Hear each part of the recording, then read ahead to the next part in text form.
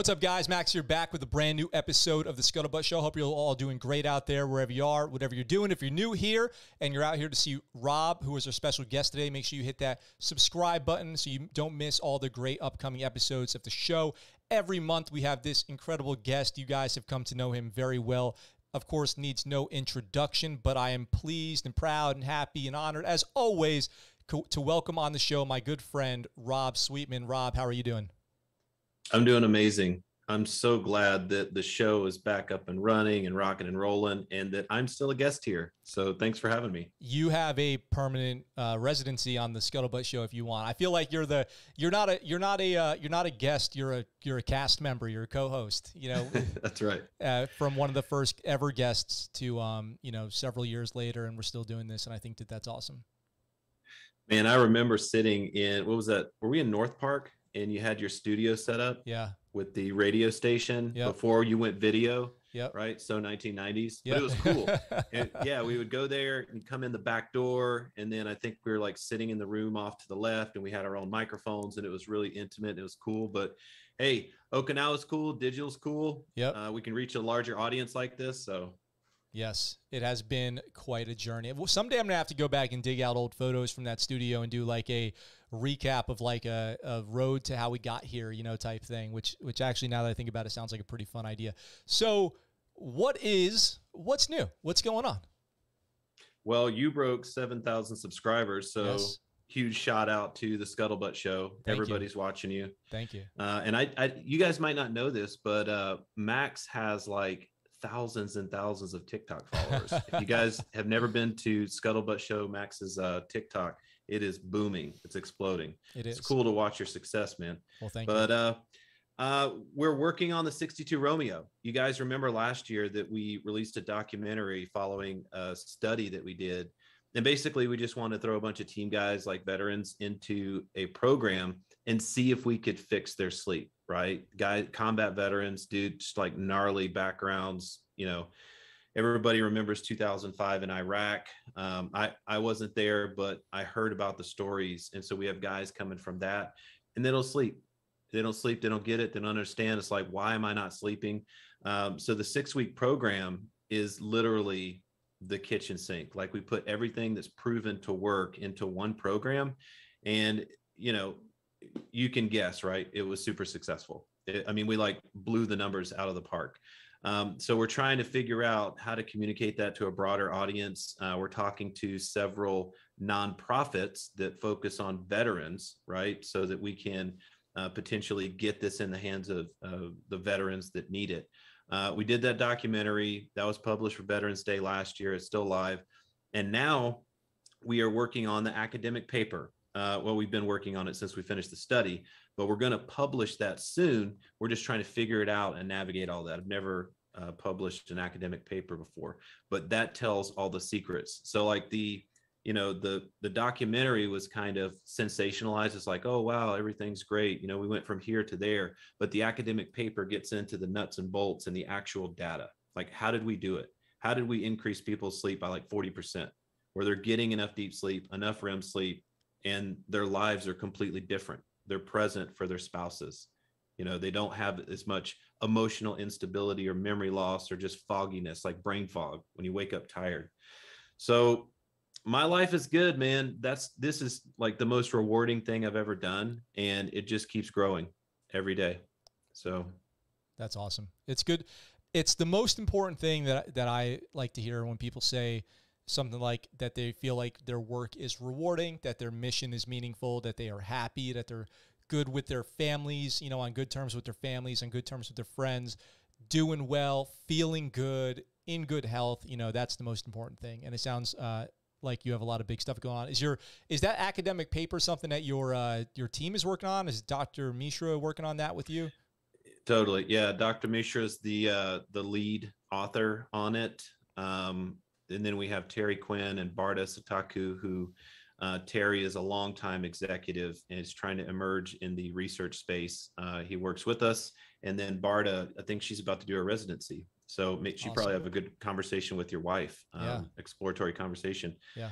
And then there's me, right? Dummy at the end, like, I didn't really do too much, right? dumbest guy in the room, right? But I'm there. I'm putting in 110% of effort, right?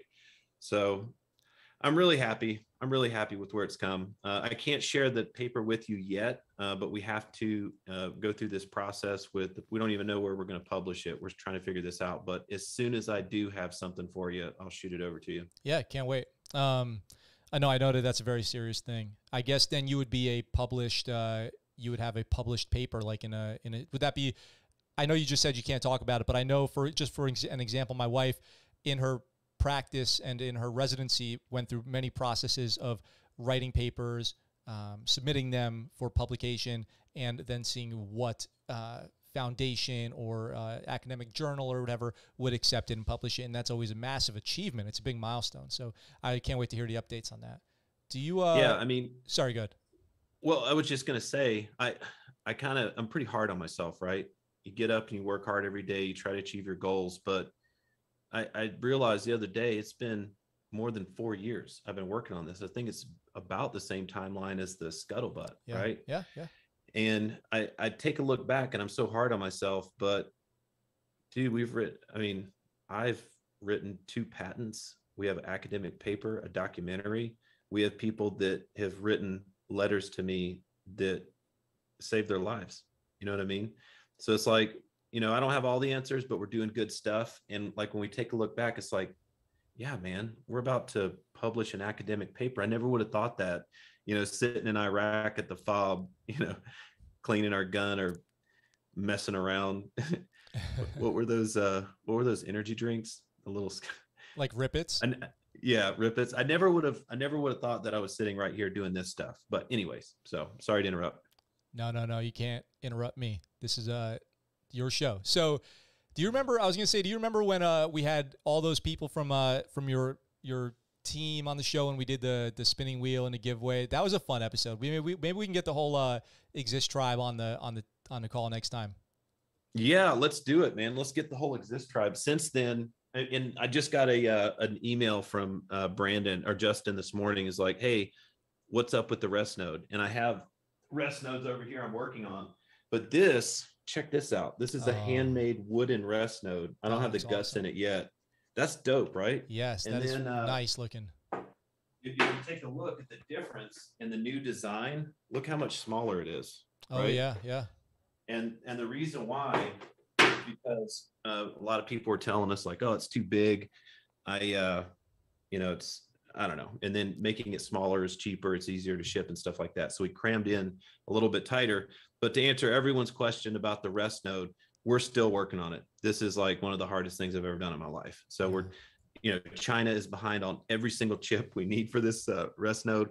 We have issues sourcing these parts. We're trying as hard as we can. But as soon as we get like these first 100 stamped out, all the, at least the early adopters, the people that pre-ordered stuff like that, they're going to get theirs first.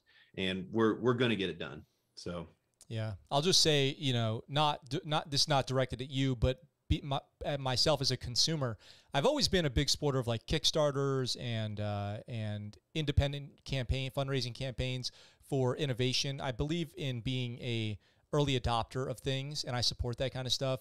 I think that there's never probably been a tougher time in the last 3 years to start something than right now. So just only speaking for myself, if it, from me, my perspective, want to get my hands on a Restnode, I understand the delay, and I still support the businesses that I've, I don't know if the right word is invested in, but bought something from in this time on the idea that it's going to be created with no guaranteed timeline, but everything's delayed. I don't care if it was so critical to me to have that product or that money back, I shouldn't have spent it in the first place. This is just, again, like I said, my personal opinions. I totally get it.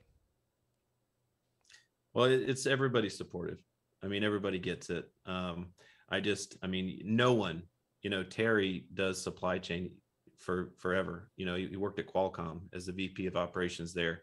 Never has he seen chip shortages and stuff like this. It's crazy. So, but the good news is we are releasing our app, which can help people soon. We're testing. I got a meeting after this with the software team.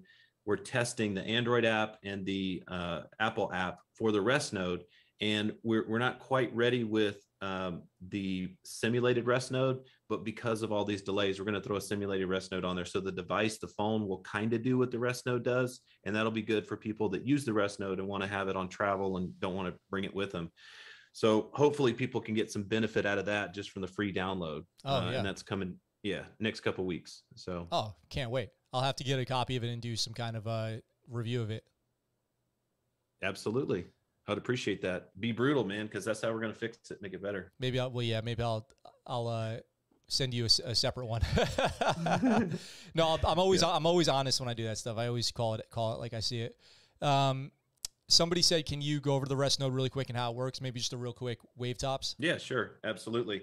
And I need to get next time we do this, I'll have like a demo. I'll write up some demo software so it can do its thing and kind of give like, oh, here's what it would do. But what it's set up for, just to give the landscape for what we're trying to do, this is a device that goes in your bedroom and it gives you the right light frequencies for your eyes, the way those retinal ganglion cells receive frequencies, like the phones and the TVs and stuff actually impact that. But the way the sun is supposed to like sort of control our circadian rhythm, we're trying to simulate that. So we have one light that's absolutely pure amber. There's zero blue. It's tested in the laboratory. I mean, this stuff is IEC certified, very high-end lights. So it's an amber, tranquil light. It'll just put you to sleep. But it goes from, more bright to all the way to darkness, and that simulates a sunset. And you have a library of sounds. So if you want to do guided meditation, breathing exercises, it's already on there. If you want to just listen to ocean waves, and this will kick on before you're supposed to go to bed, and you'll get a notification. And that's part of like the behavioral routines of getting ready for bed. And then you go to bed and this thing just puts you to sleep. And then it's blackout mode. Maybe you can keep some white noise throughout the night if you like that. And then in the morning, we have a second light that and you can kind of simulate some of this stuff by buying stuff on Amazon. They just don't really have the quality of lights that we have. But this is a full spectrum light, and it does have blue light in it, and that hits your eye first thing in the morning, and that helps keep it consistent. It's a signal to your brain to reset the circadian rhythm so you can stay in sync with your day. And that's critical to keeping the hormones and the whole circadian rhythm moving in the right direction. So let me show it to you now. Yeah, let's see it. Rob is grabbing it from the background if you're listening on the podcast. There it is. That's right. So this is the amber light. This is the full spectrum light. And this is our amazing speaker here. If you go inside this thing, which this is, we have a new version that's a little bit more slick. You can see, look how thin those lights are. Those are OLED lights. They're paper thin. And then of course, we're still rocking the Raspberry Pi. We have, we built the audio board and the power board there. But on this one, we haven't upgraded to the new one. We're working on one board that replaces the Raspberry Pi and everything. It's just like all on one chip or one board. It's easier that way. I'm so impressed by your ability to learn all this tech in pursuit of this goal. I'm a dummy, man.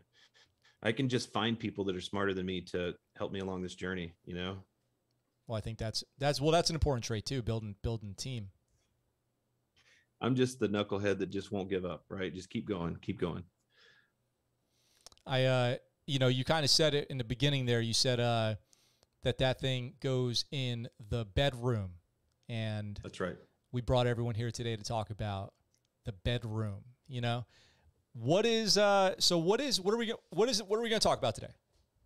Well, I don't know if anybody's ever heard the saying, the bedroom is only for sleep and sex, but it's true. And you'll hear a lot of sleep scientists say this.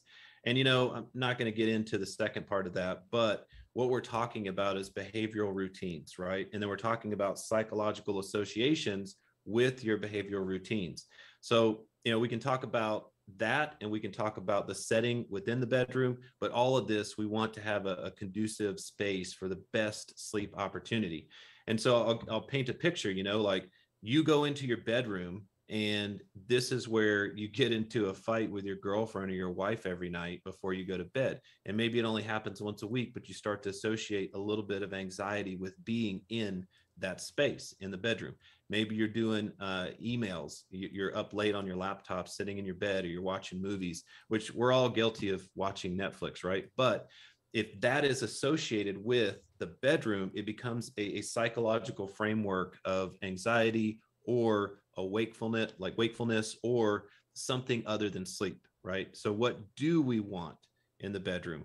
We want it to be chill. We want it to be tranquil. We want it to be our sleep dojo, right? And so there's a lot that goes into that, but definitely removing all of the things that are disturbing or, exactly like we talked about, get out the TV, keep that space that you sleep in as your sanctuary, right? And the more you build in a process of relaxation, which if you guys want to do a breathing exercise after the show today, I think it's probably a good tradition that we should start. Yeah. But we do these breathing exercises for the same reason, right? We're trying to calm down the sympathetic nervous system, right? And so we can enter into the parasympathetic nervous system. Big words, right? But all we're saying is you get stuck in an anxiety state, emails, what do I have to do tomorrow? Oh, I got this bill that's coming in. We got to de-stress all of that and then just focus on what's most important in our lives, which is, us being well, our family, relaxation, and all of that aids in the process of getting to sleep. Because if you're strung out on thoughts about different things, it just makes it really hard to go to sleep. And if you're not getting good sleep, you're not going to perform well at work.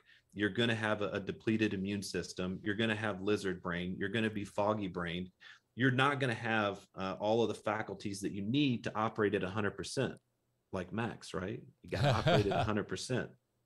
Hardly. So, yeah, I mean, we don't even want to get into the long-term effects. We all know, we've seen what a military career can do to your sleep. And then you start to have these negative health effects, these consequences of short sleeping, but it's not good. And once you start to get to 30, 40, you start taking care of your body more and you're realizing, man, I'm just destroying myself. And even in your 20s, right? We're doing a study with some college students in a couple of months, football players. So sleep is absolutely critical. If you want to make gains in the gym, if you want to be sharp at work, you want to close that sale or be the best version of yourself, you just have to get the best sleep that you can. And so that starts with, bedroom is a sanctuary. It's only for sleep and sex. Get all of the other things out of the bedroom. So I'll take a pause there. And then I do want to talk about light, sound, and temperature. Yeah. So, light, sound, and temperature, it's interesting. I'm glad that you just said that because it's going to work well with what I was planning on. I had an idea here. I think a lot of people in the chat and listening on the podcast might be able to relate to this, but I was just thinking before we talk about, people might be like, my bedroom's awesome. I got my bedroom figured out. Maybe for a lot of veterans out there, and I don't, people in the chat can answer this question too, but Rob, question for you. Can you describe one of the craziest bedrooms that you had in the Navy? Like when you were deployed or maybe when you were going through training, open bay barracks, tents.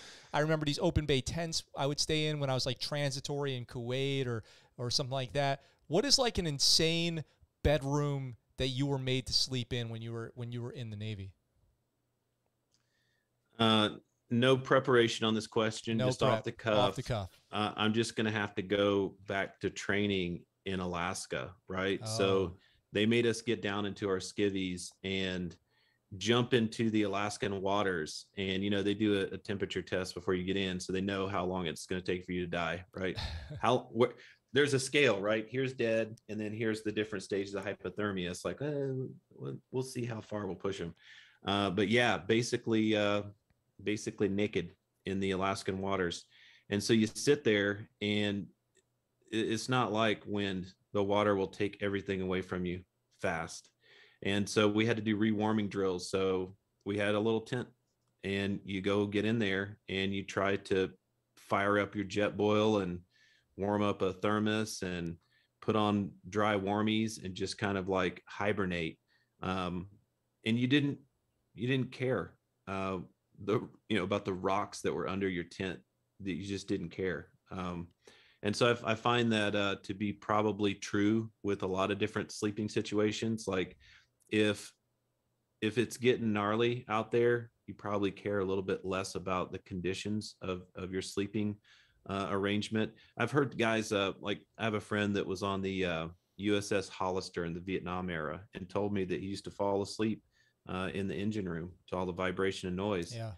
And so, I mean, there's weird stuff with sleep, but definitely, I wouldn't say that a combat scenario or sleeping in an uncomfortable situation on deployment is good, right? Like you can tough it out, but that stuff does impact you. And, you know, one night of lost sleep is probably not going to kill you unless you do something stupid afterwards.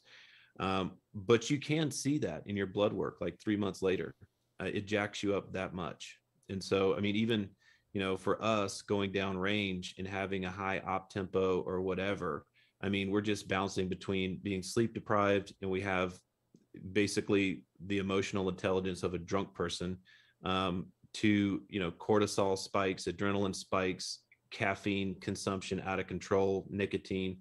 And we just do what we have to do to keep pushing and charging ahead.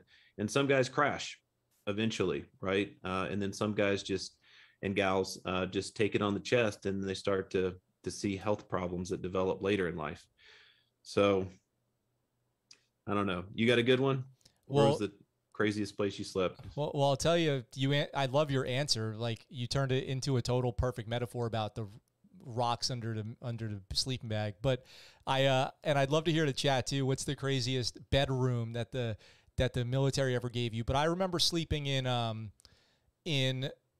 well, for one, I mean, you go from everything from deafening noise to ships listing back and forth to blistering heat when you don't have air conditioners in Iraq in the summer. And I remember in Afghanistan in the winter, we had, so one thing that I cannot complain about naval special warfare is, you know, we got some good deals sometimes. And one of those was the Tempur-Pedic roll-up mattresses that we got, and not complaining about those. We got these like 4-inch thick roll-up Tempur-Pedic mattresses, like basically a sleep pad made by Gucci, if you want to call it that. And so we got to bring these to Afghanistan. And what I did was I had 2 of the classic military cots, the ones that you like separate your shoulder trying to open, and because they're like so stiff right at the last, you know, half an inch is like impossible to lock those things into place. 2 of those pressed up next to each other so that the center of the bed was metal posts. And then I laid my Tempur-Pedic over that, so it was like on a hill, like a slope, and then slept on that for 6 months. And also, it was the winter, so it was freezing cold. Power would go out all the time. I would have no heat. Even if I did have heat, it would get the place up to 50, and I was like, you know, chilling. I was enjoying 50. I'm like, that's nice, you know, living in there in 50 degrees. And anyway, point is, everything seems great compared to that. So you might think that you're living in this like fantastic, perfectly set up scenario for great sleep and rest, because it's not that. But maybe you're not at all optimizing your opportunity to take, you know, best care of yourself. So what can we do? Like, how can we even begin to assess? How do I know if my bedroom's okay or not? Well, the optimal sleeping condition is one that is cool, because there's a thin membrane next to the hypothalamus that senses temperature and communicates with the body clock. That's like, hey, this is the ambient temperature. But then there's also homeostasis, right? Your body, to go through sleep, needs to drop its core body temperature. I think to fall asleep, it's between a half a degree and a degree is the trigger, which there's an old wives' tale that grandma gives you a glass of warm milk because your body tries to cool it off, and then you fall asleep. I'm not sure if that's true, but you definitely have to drop some temperature. So if it's really hot in your room, which 70 degrees all day, you know, with your thermostat, it's all the same. Your body needs to cool off a little bit more than that. I mean, 70 is okay, but if it's 70 all day and you work from home, you're in the same, your body doesn't know what the difference in day and night is. You need warm day, cold night. It's a pendulum. So, you know, for me, like 65 is good. Sometimes I get a little bit chilly with that, but, you know, 65, 68. Either way, if it's cooler, your body has to do less work to cool itself off. So it's more of a relaxed transition. The lowest point of your body temperature is in the early morning, sometimes like 2 a.m. Depends on what time you go to sleep in your whole cycle, but that's a marker. for measuring sleep is like, okay, when was the lowest point of core body temperature for this individual while they're sleeping? So a cool bedroom is good. A dark bedroom is good because that's how our brains are wired, right? Sometimes you have night loom from the moon, like thinking back to tribal times, which our whole DNA is written, for a million years on that. And that's okay. So I'm not saying you can't have a night light, but generally speaking, dark is good. Dark is better. Definitely the lights. There's two different ways to look at it. Bright light, like the volume of light, or lux, right? You don't want to have too bright of lights around the sleep space, but specifically that blue wavelength, which is, if I had a chart up, we have the visual spectrum of light. Blue is all the way down here on one side in the 450 to 550 nanometer range. And all that means is that's just like the frequency, right? So you don't see a whole lot of blue at sunset, right? Because blue is a slower frequency and it has to go through all those particles to get to your eyes. So a lot of that's filtered out. And so that's a natural signal for our body to prepare for sleep. And so what does that mean? Okay, the body senses that the sun's going down, it's time for sleep. Because I don't have that blue in my face. Okay, well, it's time to start lowering my core body temperature. It's time to start releasing melatonin from the pineal gland in your brain. That melatonin is critical in the sleep process. A lot of old people, when that stops functioning at the same level, start to have sleep problems, right? So light, keep it dim or no light, and definitely keep the blue light out of the bedroom. And then there's sound, right? We can measure sound, not in terms of like the volume of sound. I can kind of go over that, but spikes in sound for sure. Like, so if you live in the city and you have like a car alarm down the street, or you hear a baby crying, and if you're a military person, you could be very hypervigilant and anything can key you up. But in terms of reading your brainwave activity at nighttime, like you're sleeping and something happens and you hear it, even if you're asleep and you're not conscious, right? You think, oh, doesn't matter because I can't hear it, but your brain still hears it. You can see it in the EEG. It can disrupt your sleep cycle completely, right? You can, if you have a lot of noise, it can look like the EEG measurement of an alcoholic, right? So it aids you to have a quiet space. I sleep the best when I go out to like Montana or Wyoming, and it's just like black, quiet. You can't hear anything, which takes some getting used to if you're not from the country, right? But if you live in a noisy space, one thing that you can do, right, and until we get the Restnode out to everybody, you can just order a white noise machine. But white noise or ocean waves or stuff like that, a lot of times you can find good stuff on YouTube on your phone.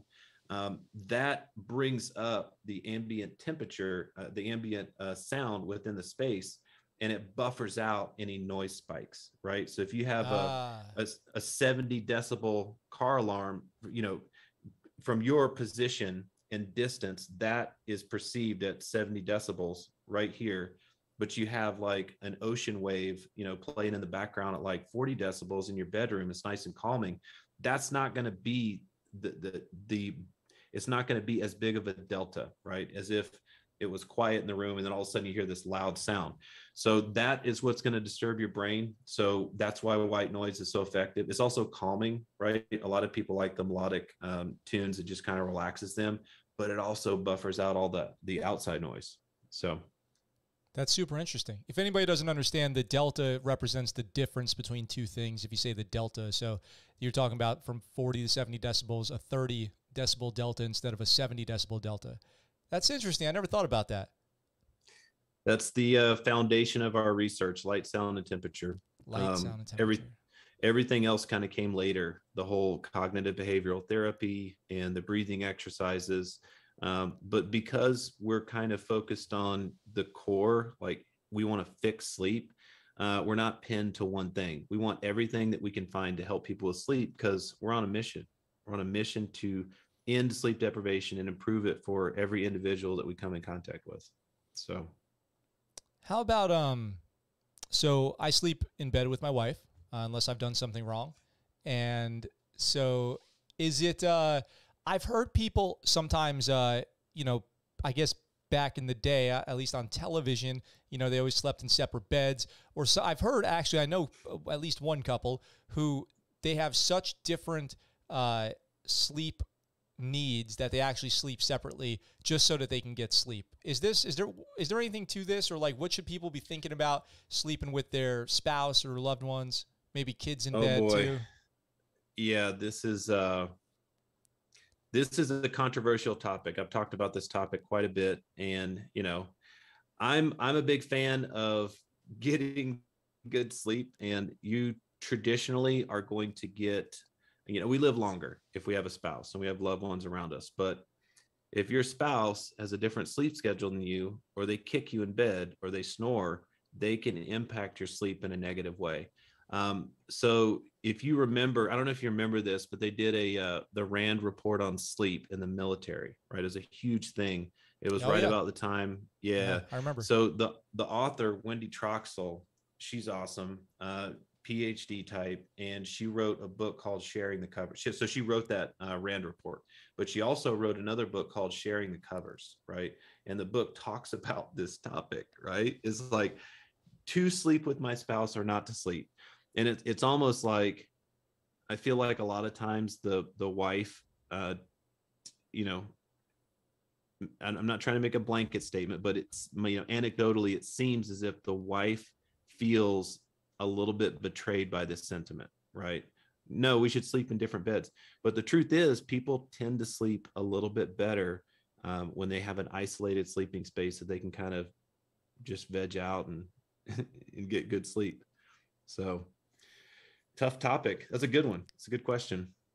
That is a sensitive topic. I completely, yeah. You want to always tread lightly when you talk about women do this, men do this. You're thinking about your own spouse, I'm sure, when you have those conversations. You don't want to hurt anybody's feelings and be like, hey, babe, beat it. I'm trying to get some rest or whatever. But it is a serious conversation, especially you would hate to have sleep become something that you become resentful over. And you start thinking I'm really aggravated that I just can't sleep. He or she is always kicking me, always stealing the covers. I'm not mad, but I can't sleep. I think you got to be able to welcome those challenging conversations. This is not about emotion. This is about, I'm struggling. I can't sleep. I'm having a hard time. I want to look at some options here. Maybe if anybody out there is dealing with those issues. I sleep pretty good. I'm a good sleeper. I don't have any real complaints. I'm a big dreamer, so I'm always careful that I don't want to be I guess recently in popular media, it might be like a rich person telling you to shut up about gas prices. You know what I mean? I don't want to be that. I understand that for many people, sleep's a major issue. I've been fairly lucky. I've had issues post-deployment sleeping, but they've always, kind of resolved. Anyway, and then kind of on a similar topic, what about sleeping with earplugs or some kind of what are they called? Things that go over your eyes. Do these do anything? The eye mask. 100%, man. That's a great idea for anybody, especially on travel. So if you look at Naval Postgraduate School, Dr. Nita Shattuck over there is somebody that she's like a role model for me. But she's totally, I guess the queen of sleep for the entire Navy, really. She's just been pushing the envelope on good sleep habits, and what she delivers when she visits the ships, down at 32nd Street or whatever, is a eye mask and earplug set. She'll drop it off for the sailors, and it's super effective because what are some of the things that we talked about, right? Like buffering out some of the loud noises that might interrupt your sleep. Earplugs can do that. Some people struggle with earplugs because they don't fit well. And they just don't like something touching their ear. Understandable. Yeah. The face mask, I'm a hot sleeper, so I prefer like a silky mask. But anytime, especially during the day, it's nice to have a face mask if you're taking a nap. But anytime I wake up and I need a little bit more sleep and the sun is kind of popping through the window or something like that, definitely I'm putting on that face mask. It makes it so much easier to fall asleep. So yeah, I highly recommend that. I'm thinking about this now, and I'm thinking I always try to be objectionable to myself in everything. If I'm walking around, if I'm thinking something, I'm also trying to like outthink myself, and I'm just wondering, like, if I was to put on earplugs or a face mask or something like that, my main concern with that kind of thing, and I don't do that, but I would definitely, if you're seeking to remedy something, right, and you were wondering if you should put on earplugs or a face mask, I know one concern that maybe a lot of men would have, and it comes to my mind right away, is also situational awareness and alertness to your surroundings, and maybe you're worried about a breaking and entering or something like that. What about, like, what are things that could make people feel more secure in their bedroom? Maybe that's a reason that people are having a hard time sleeping. Is it like, lock your doors, security system? Like, how do you feel like you're not worried about the oven being on out there?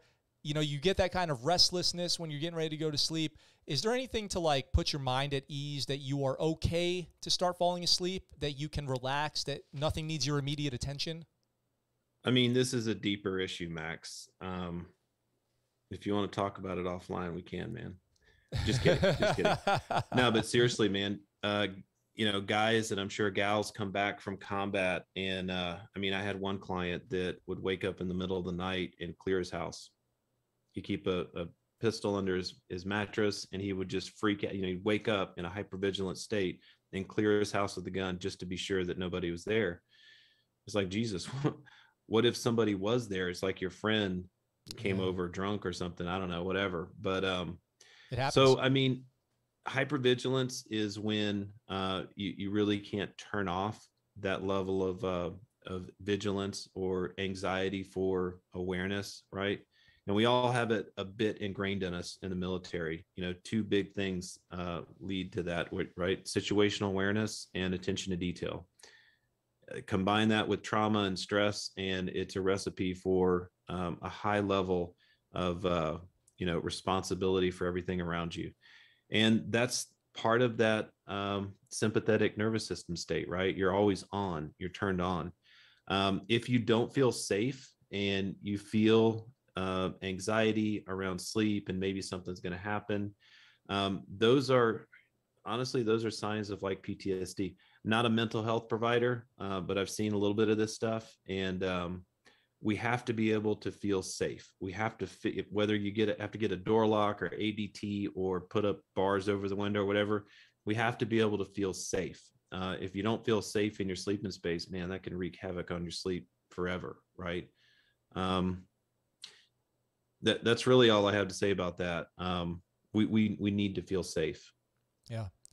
Yeah, I think, maybe people have had, like, I talk about it sometimes, about our house getting burglarized back in San Diego, and that is another thing that can kind of really just make you uncomfortable at home. It's like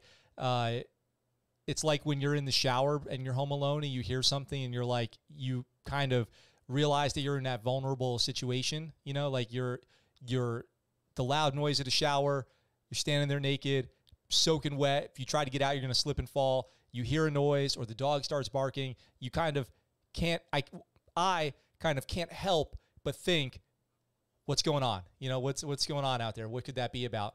And I know that occurs when you're getting ready to go to sleep too. It's like the old meme that says, me trying to go to sleep at 10 p.m., my brain, let's analyze every mistake we've ever made starting at age 4. Like you just start, you start, your mind start. But maybe that's the routine, the breathing exercises, the meditation, the white noise, the light, all temperature, light, temperature, sound, those things obviously must impact this, or that's the idea, right?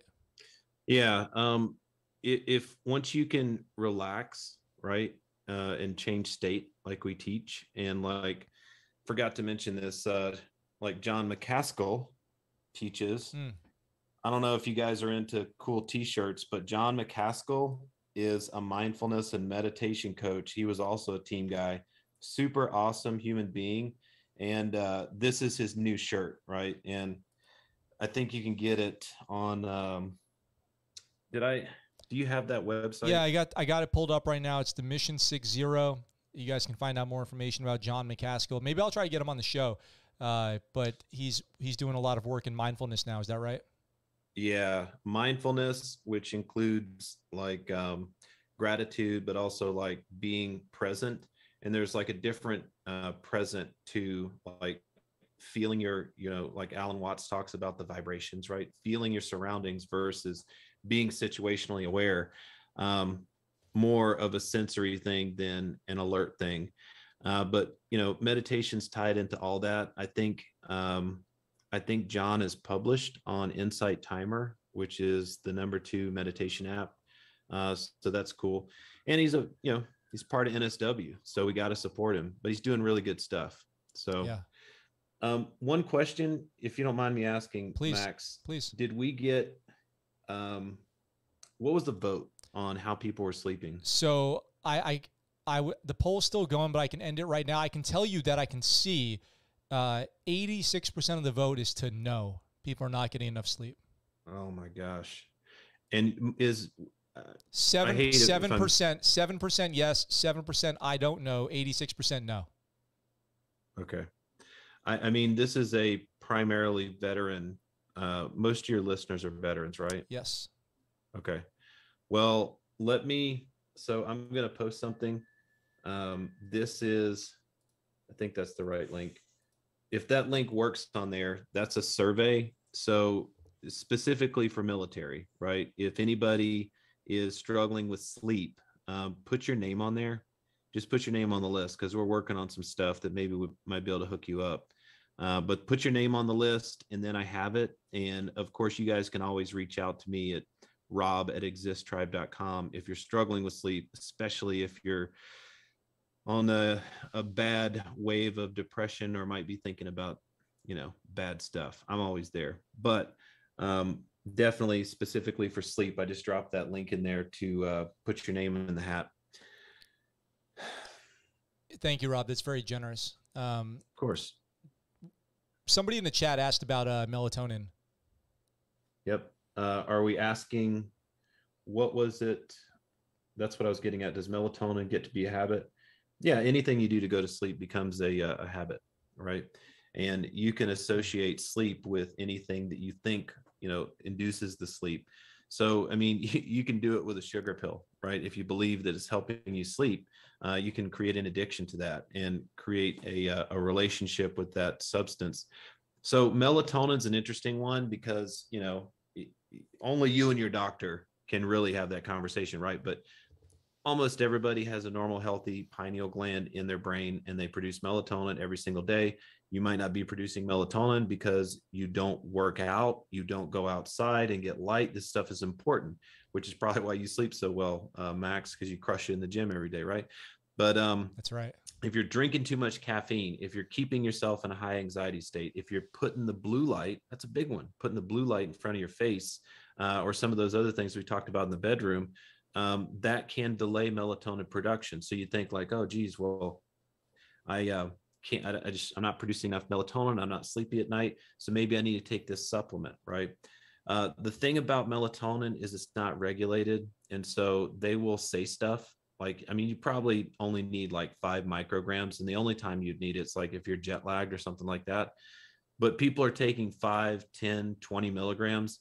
And even if that was accurate, that's way too much. But it's not accurate. It's completely unregulated. And when they do these studies, they'll bust open the bottle and take a look at they'll do a lab analysis of the melatonin content. It's like nothing close to what they label. It's not even close. And there's zero regulation, and they don't care. They don't care. I think sometimes they just make the same pills and then they just label them different, 5 milligram, 10 milligram, because a part of it is psychological, right? But the right answer is not to be dependent on anything. The right answer is to have good habits throughout the day, get after it during the day, get plenty of sunlight, exercise, eat right. And then at nighttime, you'll have a sleep drive. The propensity will be towards recovering from your day. And then also, dealing with your stress, your anxiety, dealing with the bedroom. Like, what are you doing in the bedroom that's keeping you up at night, making you crazy? And part of that is acknowledging like where you're at, being able to sense like, okay, I'm in a high anxiety state. I am a military veteran. I am probably going to be keyed up more than the average person.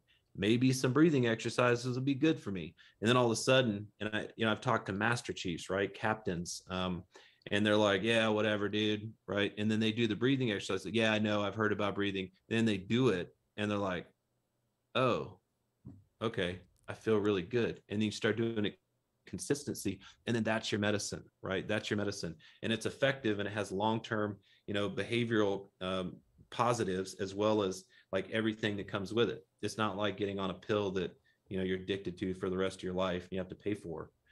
It's ultimately going to have side effects, right? So I think, this is like if you would go to your doctor, you would go to a therapist, or if you would go to a physical therapist or something like that. My wife being a physician, I can tell you this is the physician mentality is the treat at the lowest level possible, non-operative, non-medicinal, if possible. Obviously, if medicine's required, if surgery is required, you do those things. But if somebody can work on something first with this non-operative, non-medicinal thing, that's always better. You've got to give your magical human body a chance, because it's resilient, it's tough, it learns, but it requires habit, it requires repetition sometimes, and it requires putting in the work, like healing from an injury. So maybe the challenge I would issue to everybody listening, and to myself too, is to do an assessment of our own bedrooms for light, sound, temperature. And if I was to go do that this afternoon or tonight with my wife and be like, hey, let's just assess, like, what is the temperature, what is our sound level, what is our light, where can we make changes, what should I look at as a baseline, like how should I start with what I've got and then make a change? Should I make a change? What am I shooting for? What's a good target to go for with that kind of stuff? Well, I mean, you got to get off the TikTok, Max. Oh my God. At 2 I knew you were a.m. going to say that.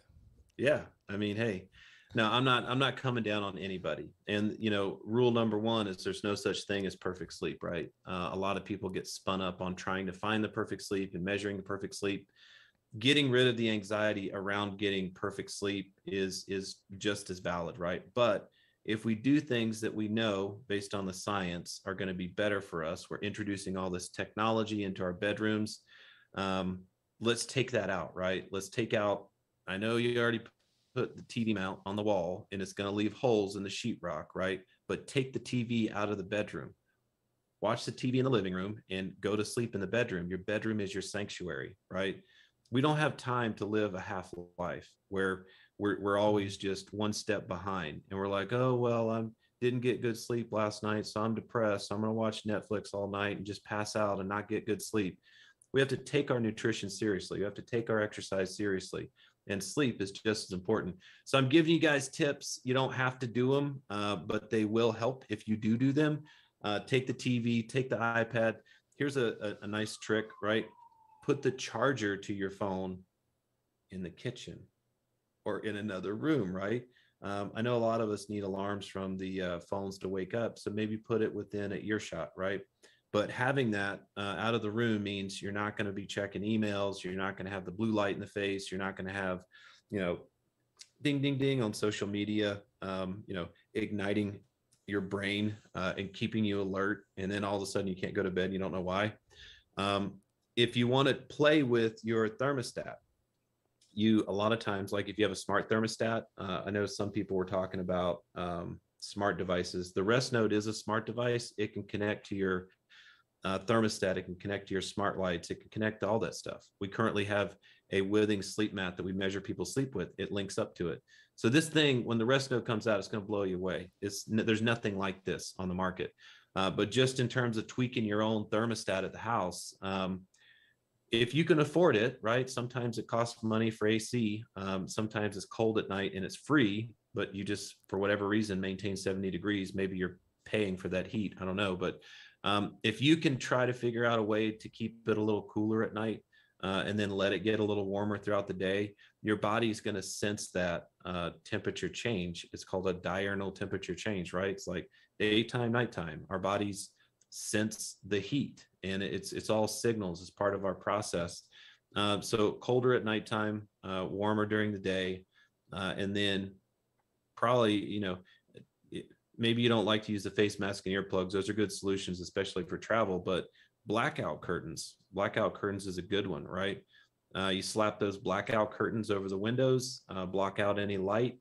Sometimes, I used to live by right beside a street lamp and beside the window in my bedroom. Got to black it out. Got to black it out. You want it cold, dark, and quiet.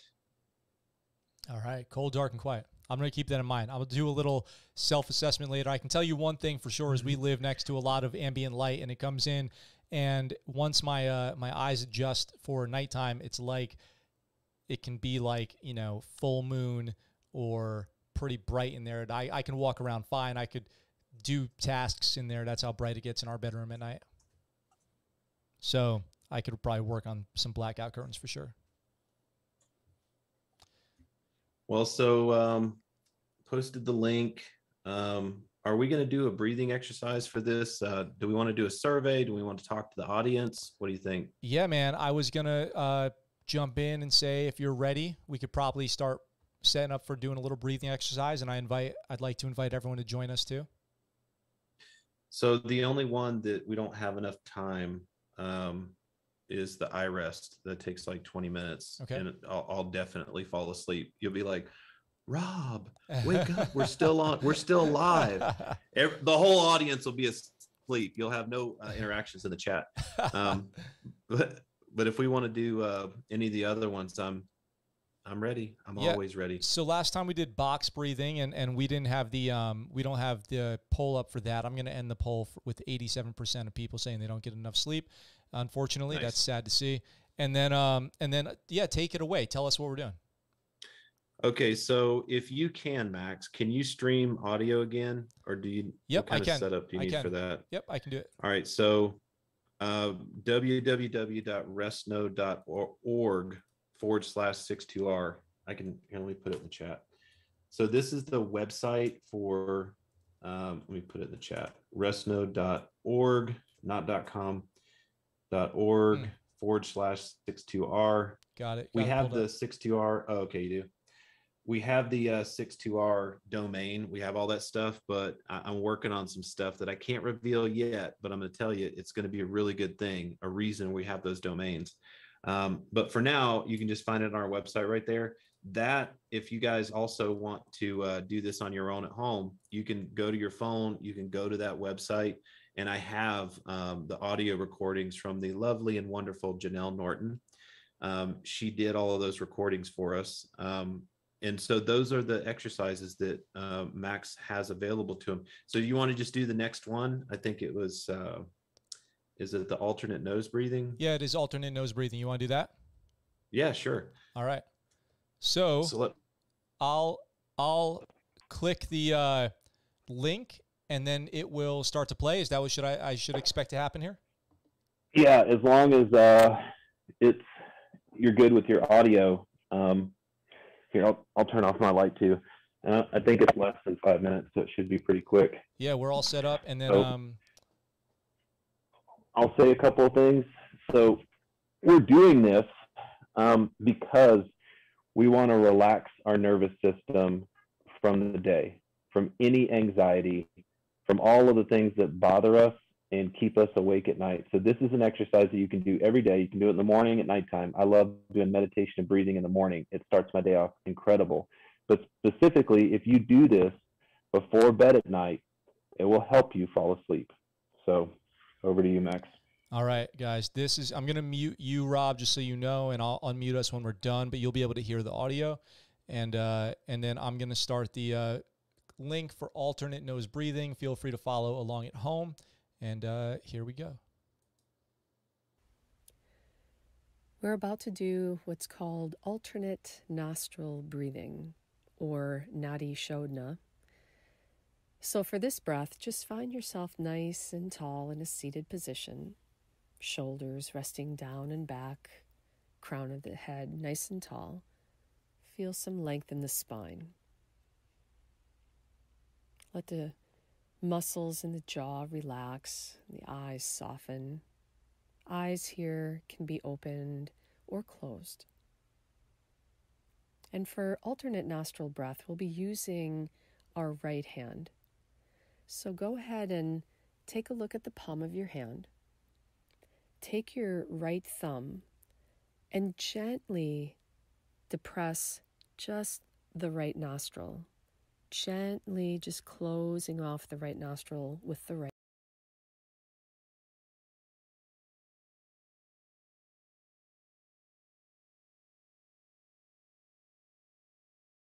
Hey, I'm not sure what happened here. Right thumb. From here, take a deep inhale through the left nostril, all the way full. And then hold at the top. Use your ring finger or pinky finger to depress the left nostril, and exhale through the right. Inhale through the right nostril all the way to the top, and depress that right nostril with the thumb, and exhale through the left. Inhale through the left all the way to the top. Hold and depress the left nostril, and exhale through the right. Inhale through the right nostril, all the way full. Depress the right nostril with the thumb, and exhale through the left. Inhale through the left nostril, all the way to the top. Hold, depress the left nostril, and exhale through the right. Continuing on with your body's breathing rhythm here, following the breath all the way up through one nostril, holding and switching and exhaling out. Going back and forth with your body's breathing rhythm.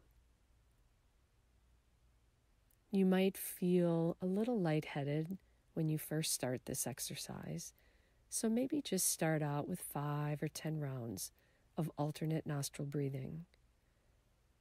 Maybe working your way up to 15 or 20 rounds at a time.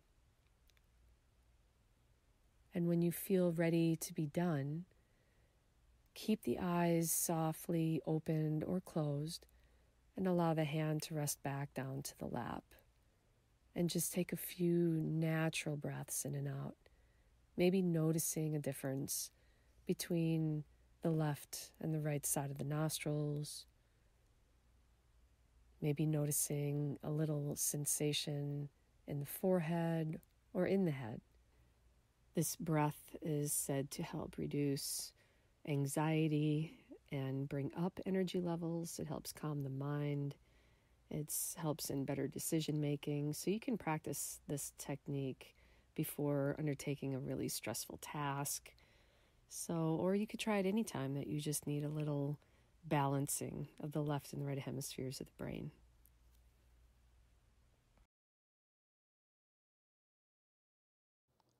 All right. That was awesome. Did you guys at home do it? If you did that at home, I would love to hear it. Leave it in the comments. Rob, how was that for you? It was great, man. You did it right? It felt good? Oh yeah, it felt great. I gotta laugh at I don't know if I hit the space bar and paused it, but it was like, take a deep breath, go silent. People are like, begging for air out there. Yeah, that was awesome. So I hope everyone enjoyed that. And now you guys have the URL to go find that stuff, and you can redo it, practice it, practice other breathing techniques that I'm sure you could find out there. But Rob, this has been an awesome conversation. Awesome. I really appreciate you having me as usual. And just keep fighting the good fight, brother. Yeah. I hope everyone out there who is getting ready for bed feels better after that breathing. I feel like I'm ready to go take on my day and take our dog for a walk and do all the normal stuff that I do. Rob, anything else you want to say before we get going? I did want to give a shout out to Joe and Mark, who are doing they have a microgrange that they're working on. It's a nonprofit that they are working on sustainable farming. And so I want to get him, specifically, I think, Mark, on your show to talk about that. But it's all about organic local farming for our health and for our communities and stuff like that. So more to follow on that.